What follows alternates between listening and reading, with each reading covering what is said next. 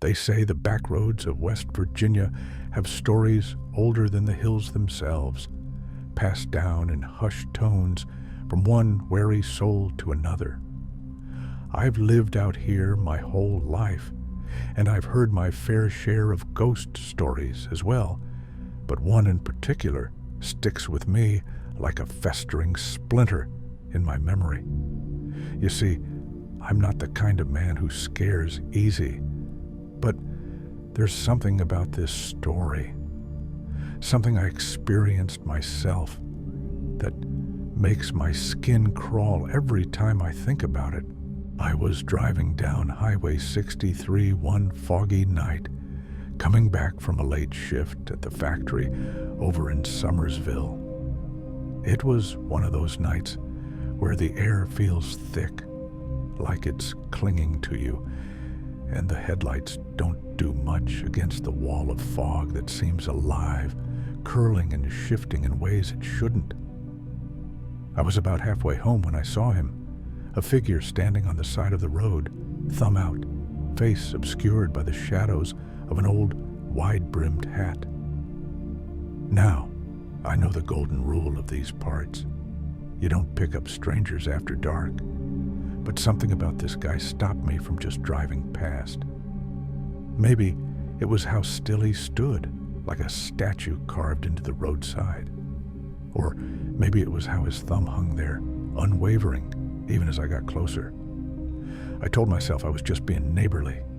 Folks out here can have bad luck with their cars, and it ain't right to leave a man stranded, especially with a storm brewing. So I slowed down and rolled down my window. "You need a lift?"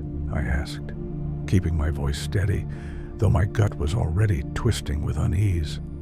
The man turned his head slow-like, as if it pained him to move. His face came into view, just barely lit by my truck's cabin light. He was older, weathered, with deep-set eyes that didn't quite look right. They weren't angry or sad or even empty.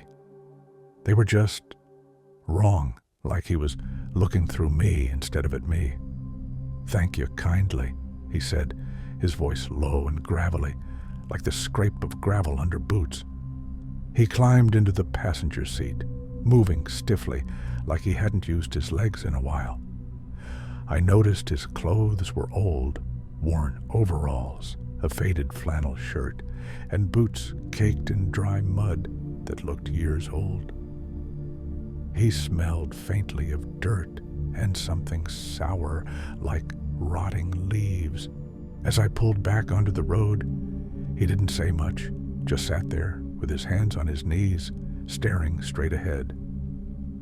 The only sounds were the hum of the engine and the occasional creak of my old truck's suspension. I tried to make conversation, just to break the tension. "So, where are you headed?" I asked.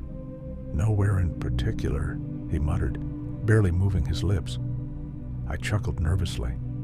"Well, I guess you're in luck. Nowhere's pretty much the only thing around here." He didn't laugh, didn't even smile, just turned his head to look at me, slow and deliberate, like he was measuring me up.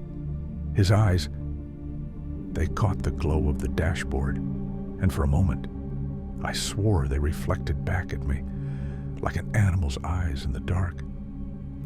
"You ever hear the story of the Hollow Man?" he asked, his voice cutting through the air like a knife. I swallowed hard, gripping the wheel a little tighter. "Can't say I have." He turned back to face the road, a faint grin pulling at the corners of his cracked lips.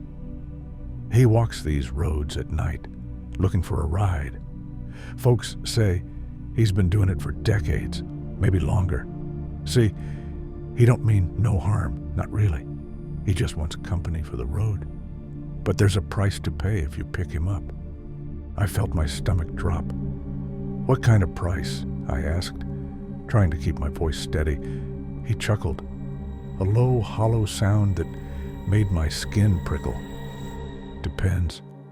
Sometimes it's just a bad dream or two. Other times, Well, let's just say you don't always make it home."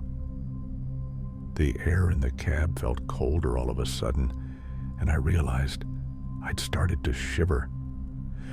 "Sounds like a bunch of old wives' tales to me," I said, trying to keep things light, but my voice cracked just enough to give me away.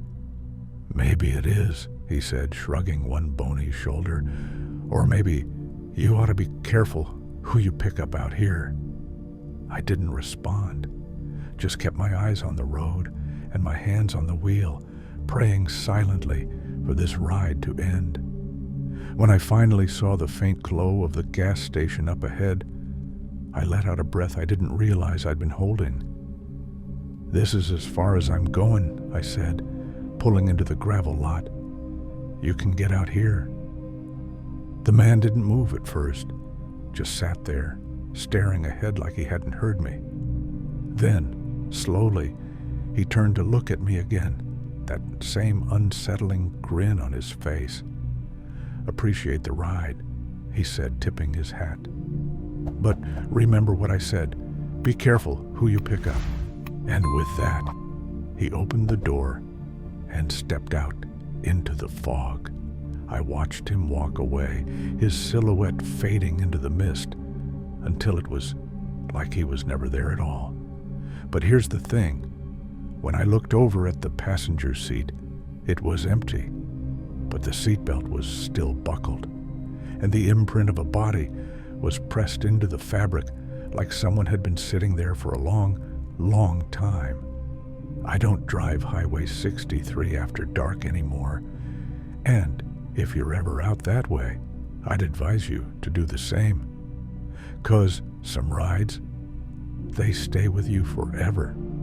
Next time you're out there on the back roads and you see a hitchhiker standing still as a stone, don't stop. Just keep driving, 'cause you might be picking up more than you bargained for.